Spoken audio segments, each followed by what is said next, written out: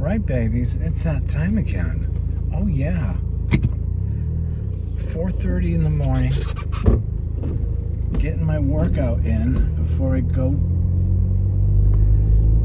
back to work, working with mostly suicidal teenage girls after a 6-week break. I've got 2 weeks of half days and then another 10-day vacation, and then the regular school year starts.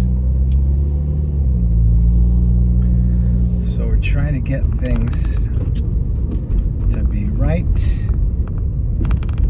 early on, and I wasn't sure I was gonna be able to make it today because I've been on vacation for 6 weeks. My sleep schedule is very different, but I was able to get up. I haven't had my B vitamins yet, so I think we're in good shape. And today is day 7 of my diet, which those of you who've been following along, you know that means it's feast day, and I get to eat whatever I want today.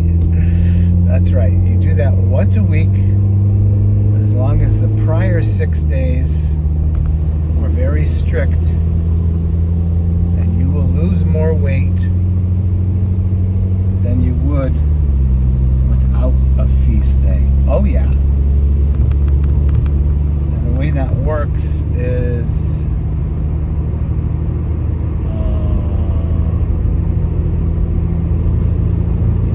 you trigger your body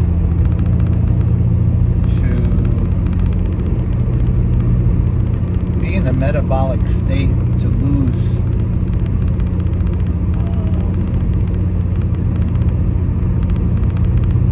after the feast is over,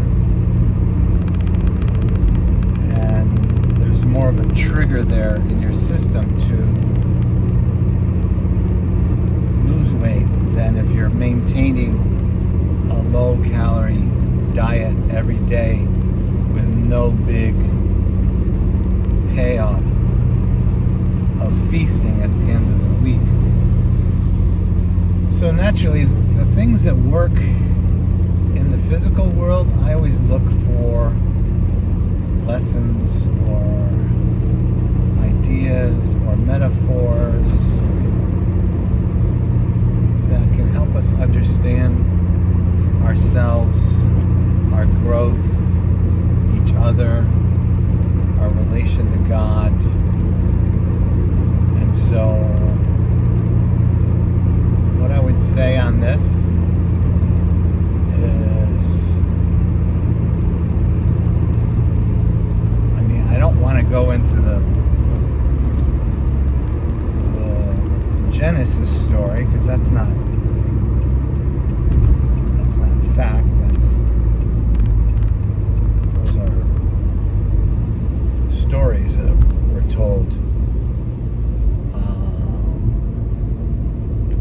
So if I were to look at my spiritual life and growth and see where this relates, I would say it's surprisingly in the day of rest. But instead of looking at it, in that biblical way, I would just look at it in the sense that Jesus came to give us rest. So for us to always be like anxious about, should I eat this? How much of it should I eat it? When should I eat it? And to always be in that state is just kind of maddening. There really is no rest rest in there. So to have a feast day is kind of a celebration of what's going on, that yes, you're learning the discipline, yes, you're learning to sacrifice some things for the betterment of your growth, but not without some kind of reward or celebration of sharing a meal and the joy of life with your maker. Oh yeah, baby. Just like that. And so I had to check on the sauna of the gym before I come to my second gym. And the reason I come to the second gym is because I have a difficult right hip that does not like the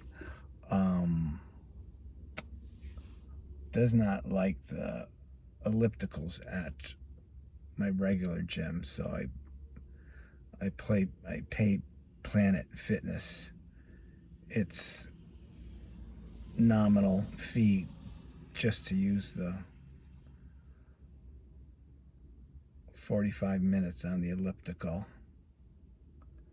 And then I will go back to the gym. Thankfully, these gyms are close by. And hopefully the sauna will be at least 165 degrees. And I will sweat in there for about 20 minutes.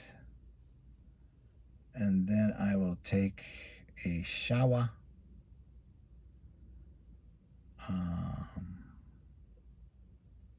Usually with a different body wash every day. That's right, 31 different body washes.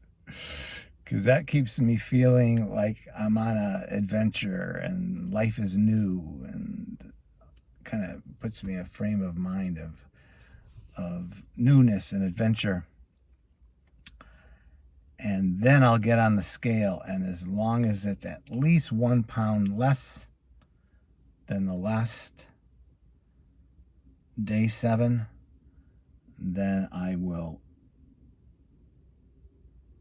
engage in the feast.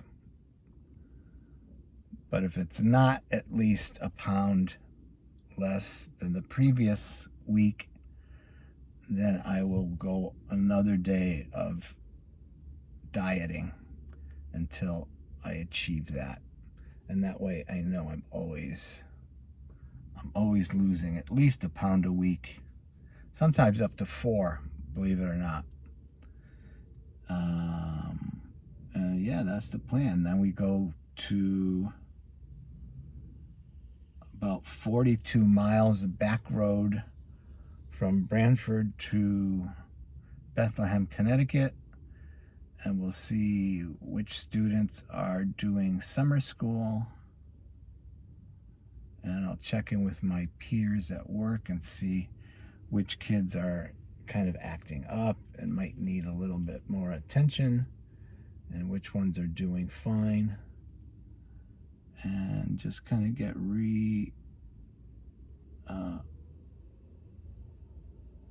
realigned with the task of helping people who really can't help themselves. And what we do is try to give them the tools to help themselves so that they can return to their regular lives healthy and ready to go.